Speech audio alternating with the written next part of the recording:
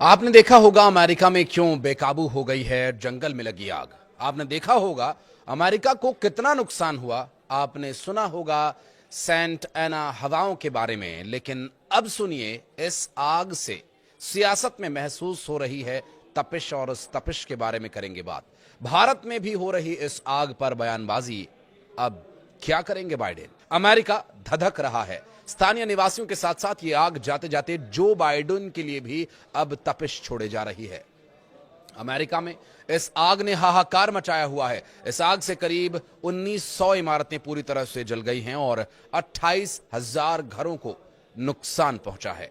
Los Angeles में लगी ये आग अब तक की सबसे भयानक, सबसे बड़ी आग है और इस पर सियासत भी खूब हो रही है। डोनाल्ड ट्रंप ने कैलिफोर्निया के इस आग के लिए राष्ट्रपति जो बाइडेन को जिम्मेदार ठहराया। ट्रंप ने सोशल मीडिया पर एक पोस्ट में कहा कि फायर हाइड्रेट में पानी नहीं है, फेडरल इमरजेंसी मैनेजमेंट एजेंसी के पास पैसा नहीं है। जो बाइडेन मेरे लिए ये सब कुछ छोड़कर जा रहे हैं, शुक्रिया जो। ऐसा नहीं है कि सियासी बयानबाजियां सिर्फ अमेरिका तक ही सीमित हैं, बल्कि इसकी बयानों की जो तपिश है वो भारत में भी महसूस हो रही है। जम्मू कश्मीर की पूर्व मुख्यमंत्री महबूबा मुफ्ती ने अमेरिका में लगी इस आग को लेकर एक बड़ा बयान दिया। मुफ्ती ने लॉस एंजलिस के जंगल में धधक रही इस भीषण आग को गाजा की जंग से जोड़ा है। उन्होंने कहा कि यह त्रासदी बताती है कि घर, जिंदगी खाक होना कितना दुखद होता है। गाजा में तबाही पर बड़ी हस्तियां भी उदास थीं। इस त्रासदी से गाजा में हुए विनाश पर चिंतन जरूरी है। पीडीपी चीफ ने यह भी बताया कि अब गाजा का दर्द गहराई से समझ में आएगा। महबूबा ने कहा कि आग को बेहतर रोकथाम के साथ टाला जा सकता था। उन्होंने कहा कि गाजा में तबाही इजरायली सरकार के एक्शन का नतीजा है और विनाश देखने वालों को अब गहराई से समझ में आएगा कि गाजा का दर्द क्या है, वो दर्द जो घरों और जिंदगियों को खत्म होने पर महसूस होता है। लॉस एंजलिस और आसपास के इलाकों में जंगल में लगी हुई आग की वजह से हड़कंप मचा हुआ है। 10,000 से ज्यादा घरों और बिजनेस आउटलेट्स और दूसरे इंफ्रास्ट्रक्चर्स को तबाह कर रही है ये आग। इतना ही नहीं, इस आग की लपटों से कम 10 लोगों की जान जाने की भी खबर सामने आई और लगभग 1,80,000 लोगों को अपने घर छोड़ने पर मजबूर होना पड़ा। गुरुवार शाम को एक बार फिर से आग भड़क उठी और इसके बाद ये आशंका बढ़ गई कि आने वाले दिनों में संकट और भी अधिक गंभीर हो सकता है। इस आपदा को लुटेरों ने अपने लिए अवसर बना लिया और जमकर लूटपाट भी हुई। लॉस एंजलिस काउंटी के शेरिफ रॉबर्ट लूना ने बताया कि मंगलवार को पहली जो आग लगने की सूचना मिली, आपदा क्षेत्रों में लूटपाट की रिपोर्ट के बीच लगभग 20 लोगों को गिरफ्तार किया गया। कम से कम 5 चर्च, 7 स्कूल्स, 2 लाइब्रेरीज, बुटीक, बार, रेस्टोरेंट्स, बैंक्स और किराने की दुकानों को पूरी तरह से तबाह बर्बाद कर दिया गया। यहां विल वेस्टर्न रेच हाउस और टेपांगा रेंज मोटली में भी तबाही हुई और सरकार ने अभी तक नुकसान की लागत या फिर कितने स्ट्रक्चर्स जले हैं इसकी कोई ऑफिशियल जानकारी साझा नहीं की है।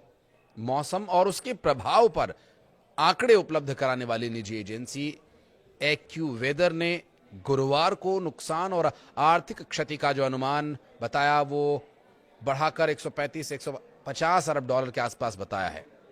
दरअसल पासाडेना के पास ईटन में लगी इस आग में 5,000 से ज्यादा इमारतें जल चुकी हैं, जबकि लॉस एंजलिस और पैसिफिक पैलेडेट्स में लगी आग में 5,300 से ज्यादा इमारतें तबाह हो चुकी हैं। लॉस एंजलिस काउंटी शेरिफ ने कहा कि जले हुए इलाकों की तलाशी के दौरान मरने वालों की संख्या बढ़ने की संभावना है, लेकिन आग वाले इन इलाकों के अंदर की स्थितियों की वजह से काम में बाधा आ रही है।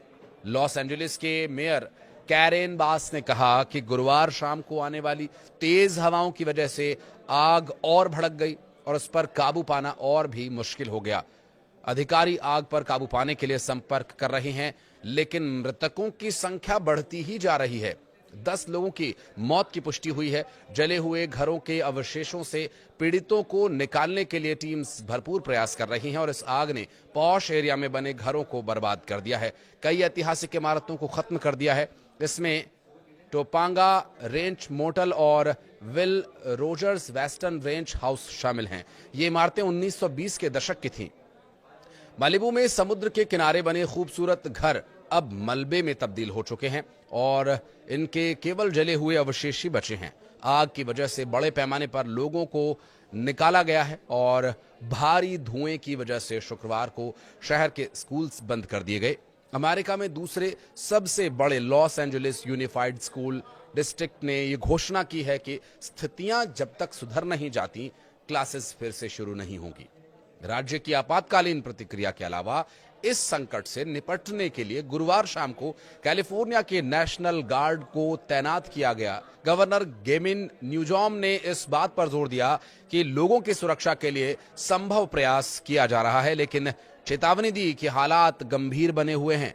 राष्ट्रपति जो बाइडेन ने आग से लड़ने में मदद के लिए संघीय समर्थन का दावा किया। उन्होंने मौजूदा स्थिति को कैलिफोर्निया के इतिहास में सबसे व्यापक विनाशकारी आग बताया है।